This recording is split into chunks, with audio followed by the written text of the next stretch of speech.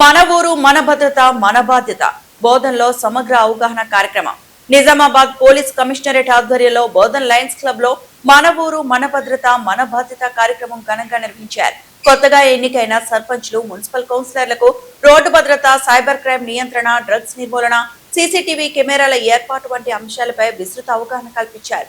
ముఖ్య అతిథి commissioner P Sai Chaitanya మాట్లాడుతూ అరైవ్ అలైవ్ 2026 కార్యక్రమం ద్వారా ప్రమాదాల నివారణే ప్రధాన లక్ష్యమని తెలిపారు.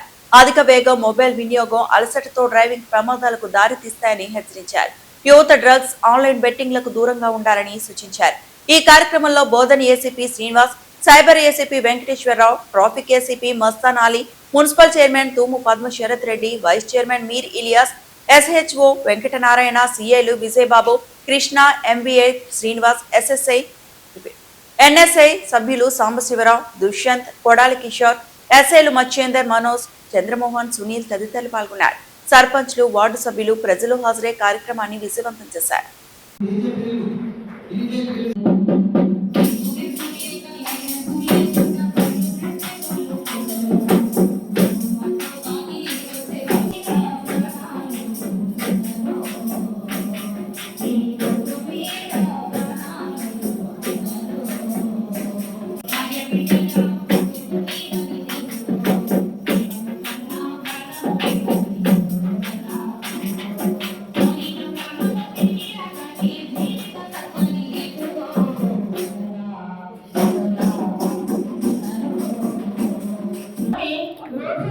Municipal vice chairman Shri Ilyas దగ్గరికి సవినయంగా ఆహ్వానిస్తున్నామండి.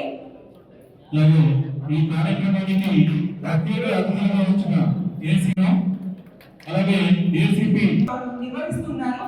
కాబట్టి నా యొక్క మనవి ఏంటంటే ఈ సందర్భంగా విన్నవించుకుంటున్నాను, పట్టణ వారి బాధ్యత కాదండి, మనందరి బాధ్యత. ఇది మన భుజాల మీద ఉంది. వారి భుజాల మీద ఉండేటటువంటి భారాన్ని కొంత మనందరి భుజాల మీద పెడుతున్నాం. మన గ్రామాలని అభివృద్ధి చేసుకునేటటువంటి ప్రజాస్వామ్యంలో ఫైట్ చేసి వచ్చారు. ప్రజలకి సేవ చేయాలన్న దృక్పథంతో వచ్చారు. దీంట్లో మీకు చాలా వరకు ట్రైనింగ్ నాగ్లో ఇచ్చారు. నాగ్లో మీకు దగ్గర ఉన్న అధికారాలు అయితే చెప్పుండదు. నా ఉద్దేశం మీటింగ్ పెట్టడానికి ఏంటంటే మీరు మీ చేతిలో ఉన్న యాక్టివిటీస్ ఏం చేయగలుగుతారు. కొన్ని ఓకే ఫైనాన్షియల్ పవర్స్తో ఉన్నాయి, అవి మీరు చేయలేదు. I'm not getting interest. మీరు మీ యొక్క పరిధిలో ఉన్న పనులు ఏమి చేయగలుగుతాం. आपका जो भी आप पे जितना भी काम है, जो नौजवानों को लेके गाँव को सबको लेके जाते हैं, वो आप लोग क्या कर सकते हैं, మీరు ఏమేమి చేయగలుగుతారు మీకు చెప్పాలని ఉద్దేశంతో మీటింగ్. ఫస్ట్ థింగ్, అన్నిటికన్నా ఫస్ట్ థింగ్ మనం గుర్తుపెట్టుకోవాల్సింది ఏంటంటే మీరు ఫలానా గ్రామానికి, నేను తాడ్విలోని గ్రామానికి సర్పంచ్, అంతేగాని నేను ఓటేసిన వాళ్ళకే సర్పంచ్. మీరేంటి, మీ యొక్క డిసిగ్నేషన్ ఏంటి? మీరు చైర్మన్ బోధన్ మున్సిపల్ కార్పొరేషన్ వెళ్ళాల్సింది, లేదంటే మీ యొక్క వార్డు మొత్తం తీసుకెళ్లాల్సిన బాధ్యత మీ పైన ఉంటుంది. మీరు ఆ యొక్క వార్డుకి, ఆ గ్రామానికి, వాటికి మీరు లీడర్. కంపెనీలో చెప్పాలంటే, ప్రైవేట్ కంపెనీలో చెప్పాలంటే మీరు దానికి సిఇఓ లాంటి వాళ్ళు, సిఎండి లాంటి వాళ్ళు, జనాలందరూ మనం ముందుకు తీసుకెళ్తారు. అందరు కష్టపడి అందరు ముందుకెళ్తేనే కంపెనీ డెవలప్ అవుతుంది. అందరు కలిస్తేనే మీ గ్రామం డెవలప్ అవుతుంది. మరి నెక్స్ట్ టైం కూడా మీరు ఈజీగా తెలుస్తుంది. సో ఆ విషయం మీద మనం మాట్లాడుకుంటూ దీన్ని ముందుకు తీసుకెళ్తాం. నెక్స్ట్ టైం వాళ్ళందరూ కలిసి స్కూటీ ఇచ్చి అడిగి కిరాణా తీసి సామాన్ తీసుకురా అంటామా? దిక్కులో జరుగుతుంది. ఇది నిజం. మైనర్కి ఫస్ట్ వెహికల్ ఇవ్వకూడదు, అయినా వెహికల్ ఇస్తున్నాం. మైనర్ ఎట్లా అవుతారండి? బండి వాడు ఎగిరేస్తాడు బండిని. బైక్ సైకిల్ తొక్కి సైకిల్ బైక్ లేకపోతే వీలు లేకపోతే అలవాటు అయినాడు, బైక్ కూడా లేపుతాడు. ఇది నిజం. పిల్లలకి మనం చెప్పాలి. మనం ఫస్ట్ మనం ఇవ్వడం మానేయాలి, తర్వాత పిల్లలకి చెప్పాలి. పిల్లలు కూడా హెల్మెట్ కంపల్సరీ. మన మోటార్ వెహికల్ చట్టం ప్రకారము 4 ఏళ్ళు కన్నా ఎక్కువ ఉన్న పిల్లలు కూడా హెల్మెట్ వేసుకోవాలి. ఎందుకంటే 4 ఏళ్ళ కన్నా తక్కువ అంటే వాళ్ళకి హెడ్ ఇంత కట్టి పడదు, मजबूत नहीं होती, इसमें हेलमेट नहीं डालते हैं. बट 4 साल से बड़ा बच्चे जो भी है, 4 ఏళ్ళ కన్నా పెద్ద పిల్లలు ఎవరైనా వాళ్ళు హెల్మెట్ వేసుకోవాలి. అది మనం స్కూల్లో చెప్పాలి. మీరు స్కూల్లోకి వెళ్ళి మీరు స్కూల్ విజిట్ ఎందుకు చేయొచ్చు అంటే, స్కూల్ విజిట్ చేయడం వల్ల ఏంటి అంటే టీచర్స్ వస్తున్నారు లేదు చూడగలుగుతారు మీరు. ఒకవేళ ఫుడ్ చక్కగా ఉందని చూడగలుగుతారు. ఒకవేళ చూసి మీరు కరెక్ట్ చేయగలిగితే మీకే మంచి పేరు కదండి. ఎవరికి మంచి పేరు? నాకు వస్తా మంచి పేరు మీకే కదా. అరే పలానా సర్పంచ్ సార్ ఉన్నప్పుడు టైంకి స్కూల్కి వెళ్ళారు, మా పలానా కౌన్సిలర్ సార్ ఉన్నప్పుడు టీచర్లు కూడా టైంకి వచ్చారు అనేది మంచి పేరు మీకే వస్తుంది. అట్లానే అక్కడ మనం పిల్లలకి ఈ హెల్మెట్ అవేర్నెస్ వాళ్ళ పేరెంట్స్కి హెల్మెట్ వేసుకున్నట్టు చూసుకోవాల్సిన చెప్పాల్సిన అవసరం మనకు ఉంది. అది చూడాలి. Next road. పాత రోజుల్లో వాడు ఏమంటాడు, గుండ్లు చేసుకుని గొప్ప వాళ్ళు ఉంటారు. అదేంటి గుండ్లు వాడు చూశాడంటే జాగ్రత్త కరెక్ట్, ఇది అవుతుంది అంటే ఇది అవుతుంది, నువ్వు చైర్మన్ అవుతావు, నువ్వు చైర్మన్ అవుతాడు అంటాడు. వాడు కొడితే జాగ్రత్త చూసుకోవాలి వచ్చింది. చూస్తే ఏమొచ్చిందంటే వాడు కొడుకు దొంగ అవుతాడని వచ్చింది. దొంగ అవుతాడని వచ్చింది. ఇప్పుడు ఏమి దొంగ రాస్తే ఏమవుతుంది? గ్యారెంటీ దొంగ అవుతాడు. ఇప్పుడు ఏం చేయాలమ్మా అంటే ఒక వేరే మహాత్ములు వచ్చి వస్తువులు వచ్చి అదే నువ్వు రాయొద్దు, కానీ ఆయన గొప్పవాడు కాబట్టి కంపల్సరీ ఏం రాస్తే అది అవుతుంది. నువ్వు రాయొద్దు, కానీ ఆ కాకుండా చూసుకోవాల్సిన బాధ్యత నీ పైన ఉంటుంది. నువ్వే ఆలోచించాడు. సరే ఏం చేస్తాడు ఆయన?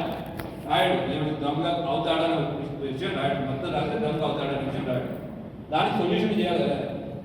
రోజు చదువుకునే టైంలో రోజు పిలుచుకుని కూర్చోబెట్టుకుని గంట, అదే నాన్న నువ్వు బంగారం దొంగతనం చేస్తే ఈ నరకానికి వెళ్తావు, వెండి దొంగతనం చేస్తే ఈ నరకానికి వెళ్తావు, లేదంటే ధాన్యం డబ్బులు దొంగతనం చేస్తే ఈ నరకానికి వెళ్తావు, ధాన్యం దొంగతనం చేస్తే ఈ నరకానికి వెళ్తావు, పక్కన ఆస్తి దొంగతనం చేస్తే ఈ నరకానికి వెళ్తావు అని రోజు చెప్తాడు.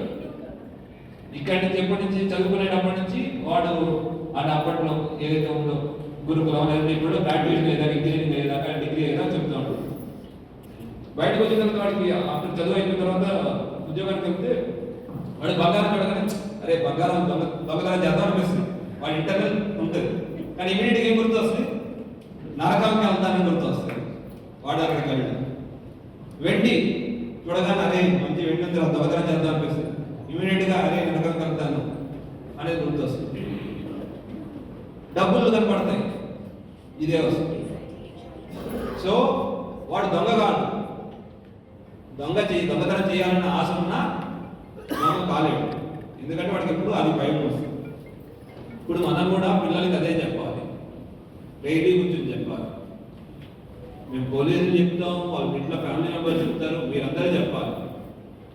అరే నాన్న హెల్మెట్ పెట్టుకోకపోతే యాక్సిడెంట్లో చనిపోతారు, సీట్ బెల్ట్ పెట్టుకోకపోతే యాక్సిడెంట్లో చనిపోతారు, డ్రగ్స్ తీసుకున్నాము అంటే దానికి వ్యసనం అయిపోతాం, లేదంటే ఇంకోటి రీల్స్ చూస్తూ కూర్చున్నట్టు జీవితం నాశనం అయిపోద్ది. అందరూ ఏమంటాం? అందరూ ఇంటికి వెళ్తా అరే చదువుకుంటేనే బాగుపడతాం, లేదంటే చెడిపోతాం అందరూ చెప్తాం కదా. అదే చెప్తాం కదా పిల్లలకి. దాంతోపాటు ఇది చదువుతో పాటు పిల్లల యొక్క భవిష్యత్తు వ్యక్తిత్వాన్ని మనం तैयार किया। मैंने उन बच्चों का जो फ्यूचर है हमारा हाथ में है। वो चोरी करने का भी उनका अंदर होगा, तब भी हम लोग उसको वैसे करना, वैसे सिखाने, भाई चोरी करने का मन भी करे तब भी उससे नहीं जाएगा। अल्लाह हम अंदर मन पिल्ला मन पूछकोవాలి। अंदर से फोन नहीं मेरा फोन अंदर से ఎన్ని రోజులు పాతదండి మీ ఫోన్? 1 year 2 years 3 years మీరేమంటారు? సార్ సీసీ కెమెరా పెట్టాము సార్ పని చేయట్లేదు. ఎన్ని ఏళ్ళ క్రితం పెట్టారు? 5 ఏళ్ళు 10 ఏళ్ళ క్రితం పెడతారు. మీరు 2 ఏళ్ళు మీ జేబులో ఉన్న ఫోనే పని చేయదు, ఎండలో ఉన్న సీసీ కెమెరా 10 ఏళ్ళు పని చేస్తుంది. ఇంకో రీజన్ ఏం చెప్తారంటే సార్ తాడు కోతులు తెంపేసినాయి sir,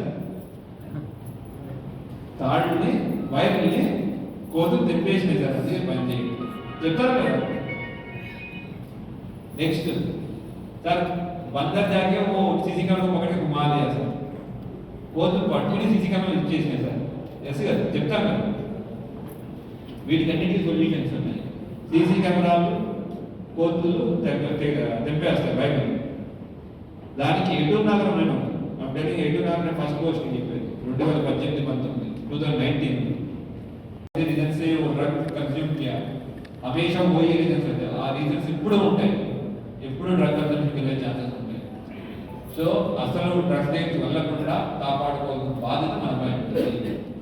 next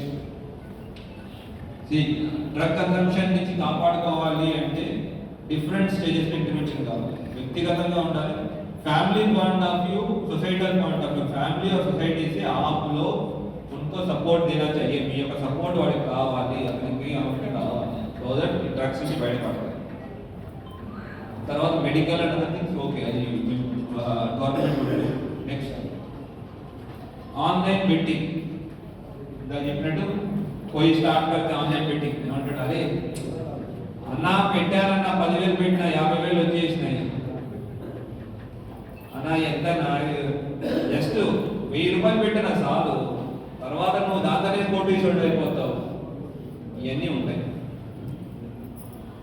Armoor village, Aluru మండలం అనుకుంటా, ఆలూరేనా మనకి 1.5 పోగొట్టుకున్నాడు ఆర్మూర్ మధ్యలో జస్ట్ 1.5 పెట్టి పోగొట్టేసుకున్నాడు బెట్టింగ్. ఎట్లా అంటే ఉన్న ల్యాండ్ కూడా అమ్మేశాడు, ఇంట్లో తెలియదు బెట్టింగ్ లో పెట్టాడు. వాడేమంటాడు బెట్టింగ్ యాప్లో, సార్ 8 crores ఉన్నాయి సార్ ఇంకా అంటాడు. 8 crores సార్, నాకు 8 crores వస్తాయి సార్ అంటాడు. మీకు రూపాయి రాదండి, చూపించడానికి 8 కోట్లు 10 కోట్లు ఉంటాయి. నేను 1.5 కోటి కొట్టుకాయ స్వాహా మాయమైపోతాం. ఓన్లీ మిమ్మల్ని మోసం చేస్తారు. మీకు ఇంత డబ్బులు వస్తాయి, ఇంత డబ్బులు వస్తాయి మోసం చేస్తారు తప్ప మీకు రూపాయి రాదు. रीजन से वो ड्रग कंज्यूम किया, हमेशा वही रीजन होते हैं. ఆ రీజన్స్ ఇప్పుడు ఉంటాయి, ఎప్పుడు డ్రగ్ కన్సంప్షన్ కింద ఛాన్సెస్ ఉంటాయి. సో అసలు డ్రగ్స్ దగ్గరికి వెళ్ళకుండా కాపాడుకోవాల్సిన బాధ్యత మనపై ఉంటుంది. నెక్స్ట్ డ్రగ్ కన్సంప్షన్ నుంచి కాపాడుకోవాలి అంటే డిఫరెంట్ స్టేజెస్ ఇంటర్వెన్షన్ కావాలి. వ్యక్తిగతంగా ఉండాలి, family point of view, societal point of view, family और सोसाइटी से आप लोग उनको सपोर्ट देना चाहिए. మీ యొక్క సపోర్ట్ వాడికి కావాలి, అతనికి అవసరం కావాలి. సో దట్ డ్రగ్స్ నుంచి బయటపడతాయి. తర్వాత medical and other things okay, అది గవర్నమెంట్. Next online betting. ఇందాక చెప్పినట్టు పోయి స్టార్ట్ करते ఆన్లైన్ బెట్టింగ్ ఏమంటాడు, అరే అన్నా పెట్టారన్న 10,000 పెట్టినా 50,000 వచ్చేసినాయి అన్నా, ఎంత జస్ట్ 1000 రూపాయలు పెట్టినా చాలు, తర్వాత నువ్వు దాంతోనే కోటీశ్వరుడు అయిపోతావు. ఇవన్నీ ఉంటాయి. ఆర్మూర్ విలేజ్, ఆలూరు మండలం అనుకుంటా, ఆలూరేనా మనకి 1.5 పోగొట్టుకున్నాడు ఆర్మూర్ మధ్యలో జస్ట్ 1.5 పెట్టి పోగొట్టేసుకున్నాడు బెట్టింగ్. ఎట్లా అంటే ఉన్న ల్యాండ్ కూడా అమ్మేశాడు, ఇంట్లో తెలియదు బెట్టింగ్ లో పెట్టాడు. వాడేమంటాడు బెట్టింగ్ యాప్లో, సార్ 8 crores ఉన్నాయి సార్ ఇంకా అంటాడు. 8 crores సార్, నాకు 8 crores వస్తాయి సార్ అంటాడు. మీకు రూపాయి రాదండి, చూపించడానికి 8 కోట్లు 10 కోట్లు ఉంటాయి. నేను 1.5 కోటి కొట్టుకాయ స్వాహా మాయమైపోతాం. ఓన్లీ మిమ్మల్ని మోసం చేస్తారు. మీకు ఇంత డబ్బులు వస్తాయి, ఇంత డబ్బులు వస్తాయి మోసం చేస్తారు తప్ప మీకు రూపాయి రాదు. ఇదే మనం మేము టెస్ట్ చేసాం. సో జస్ట్ 1 minute తెలిసిపోతుంది. ఇక్కడ చూడండి 22 డిఫరెంట్ డ్రగ్స్ కనబడిపోతాయి.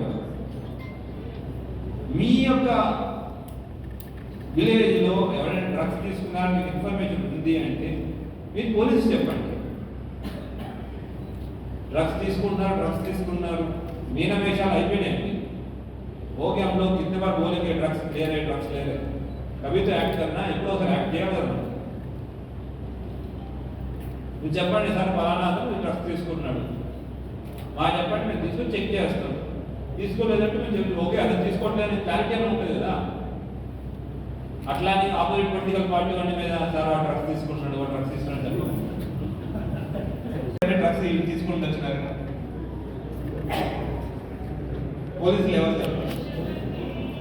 ఒక విషయం ఏంటంటే డ్రగ్స్ లో ఉన్నది డ్రగ్ డ్రైవ్ అంటే ఏంటి, ఆరోగ్యం తాగితే తెలుస్తుంది అంతే కదా. డ్రగ్స్ వాడు తీసుకున్న తర్వాత 7 రోజుల దాకా మనం చెక్ చేయొచ్చు. మా దగ్గర యూరిన్ శాంపుల్ ఉంది, ఐడోంట్ నో నార్కోటిక్స్ రాలేదా, ఈగల్ టీమ్ రాలేదా, ఈగల్ టీమ్ దగ్గర ఒక శాంపుల్ ఉంటుంది, యూరిన్ శాంపుల్ ఉంటుంది.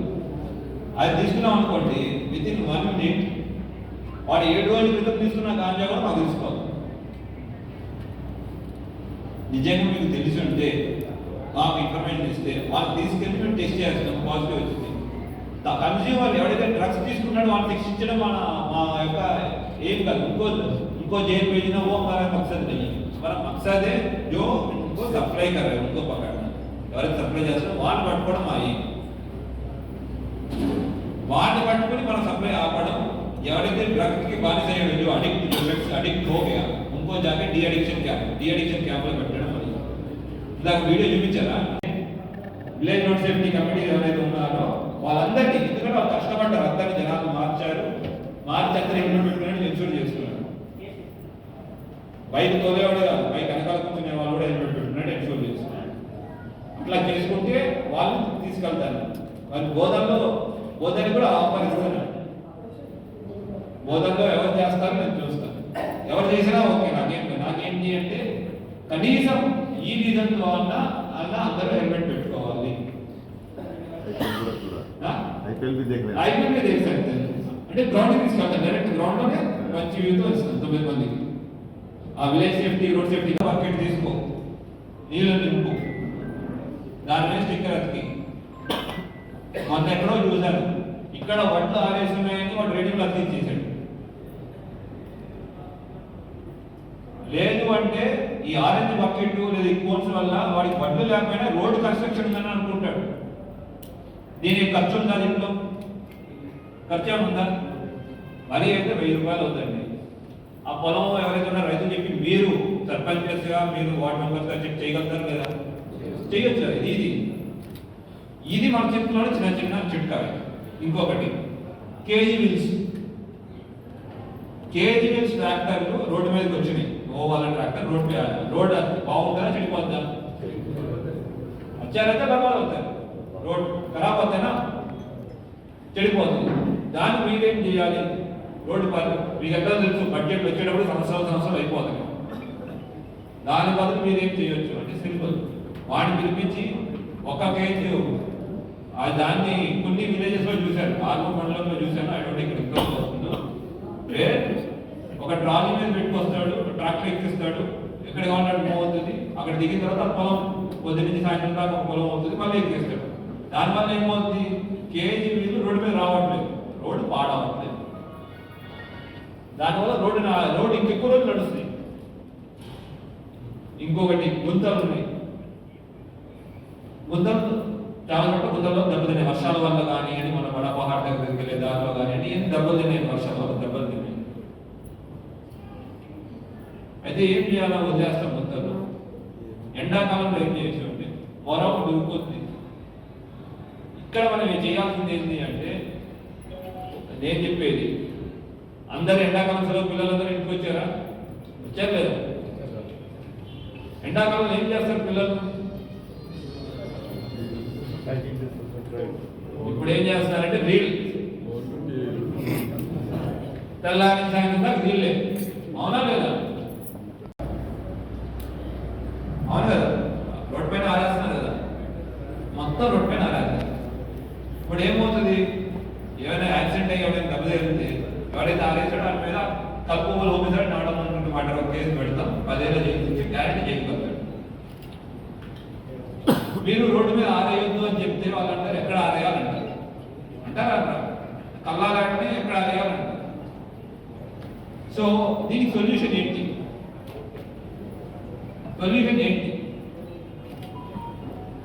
ఏమనుకుంటున్నారు సొల్యూషన్? మీరు రోడ్డు పైన ప్లేస్ లేదండి, ధాన్యం ఆరేసుకోవడానికి జగह नहीं है जहां నాకు రోడ్డు ధాన్యం ఆరేసుకోవడానికి ఒక ప్లేస్ లేదు. ఎంతమందికి కొంతమందికి ఏదో రేంజర్ మండలి అక్కడ చూశాను, ఎక్కడైతే కొత్త లేఅవుట్ చేస్తున్నారో అక్కడ పెట్టి ఆరేస్తున్నారు. Okay, very good, I agree. But ఇక్కడ ఏం చేయాలి? పొలంలో ఆరేస్తే ఒప్పుకుంటారా జనాలు?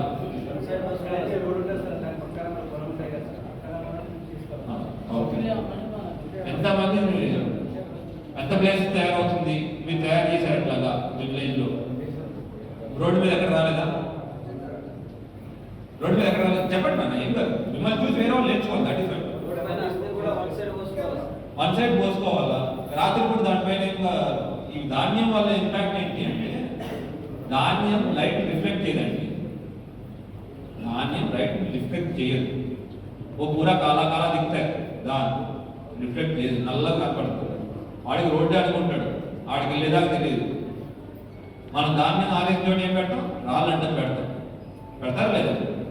బండి ఎక్కిన తర్వాత ఏమవుతుంది, బోల్తా పడే ఛాన్సెస్ ఉన్నాయి. ఒకవేళ లక్ ఏం కాకుండా స్ట్రైట్ వెళ్ళిపోతుంది. రెండు ఉన్నాయి. సింపుల్ మన చేతిలో ఉన్న సొల్యూషన్ ఏంటి అంటే మామూలుగా చేయించు, ఏం లేదు. బకెట్ ఉంటుందా, ఆరెంజ్ కలర్ బకెట్ లేదంటే పెద్ద టబ్బు, దాంట్లో నీళ్ళు ఇసుక పోసి దాని మీద రేడియం ఇసుకలు అతికి ఎక్కడ ఎంట్రన్స్ ఫస్ట్ స్టార్ట్ అయ్యే దగ్గర సైడ్లో స్టార్ట్ కట్టుకుంటూ వెళ్ళిపోతే ఈజీగా వచ్చేవాడికి కనీసం వాడికి మనం మన సైడ్ నుంచి యాక్సిడెంట్ కాకుండా ఉండడానికి మీరు తీసుకున్న స్టెప్స్. పోలీసు వాళ్ళు ఇన్వెస్టిగేషన్ ఏం చేస్తాం చూసేది, మీరు ఏమేమి బాధ్యతలు తీసుకున్నారు, క్యా రెస్పాన్సిబిలిటీస్ యాక్సిడెంట్ కాకుండా ఉండడానికి మీరు ఏమేమి తీసుకున్నారు అది చూస్తారు. దీనివల్ల ఏంటంటే ఎవరైతే హోస్ట్లో ఉంటాడో, ఎవరైతే బాగానే ఉంటాడో వాడికి అర్థమవుతుంది, అరే ఇక్కడ ధాన్యం ఆరబోసారు. అందరు బోధనలకు అందరికీ తెలుసు, బోధన విధానం అందరికీ తెలుసు కదా, ఇక్కడ ధాన్యం ఆరబోసిన విషయం తెలుసు. తాగున్నాడికి నేను దాంట్లో వెళ్ళట్లేదు, తాగున్నాడికి వాడు ఎట్లయినా యాక్సిడెంట్ చేస్తాడు. తాగి పోలకూడదు, అది చూసుకోవాలి. అయితే చుడవాదో ప్లీజ్ అని మీకు ఫోన్లు వస్తాయి, ఇవి వస్తాయి నిజం. అటువంటప్పుడు మీరు